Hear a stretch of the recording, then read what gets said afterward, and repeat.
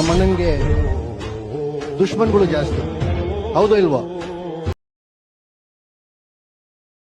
ಒಂದು ಮಾತು ಹೇಳ್ತೀನಿ, ದುಶ್ಮನ್ಗಳು ಇದ್ರೇನೆ ಜೀವನದಲ್ಲಿ ಬದುಕೋದು ಮಜಾಣ, ಇಲ್ಲ ಅಂದ್ರೆ ಇಲ್ಲ.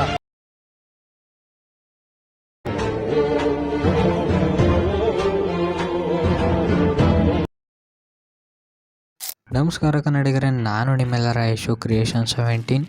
ನಾನು ಈಗ ಪ್ರಿವ್ಯೂಲಿ ನೋಡೋದ್ರಲ್ಲ ಬೀಟ್ ಮಾರ್ಕ್ ಮತ್ತು ಶೇಕ್ ಎಫೆಕ್ಟು, ನಾನು ಲಿಂಕು ಡಿಸ್ಕ್ರಿಪ್ಷನ್ ಹಾಕಿರ್ತೀನಿ, ಹೋಗಿ ಡೌನ್ಲೋಡ್ ಮಾಡ್ಕೊಂಡು ಇಂಪೋರ್ಟ್ ಮಾಡ್ಕೊಳ್ಳಿ.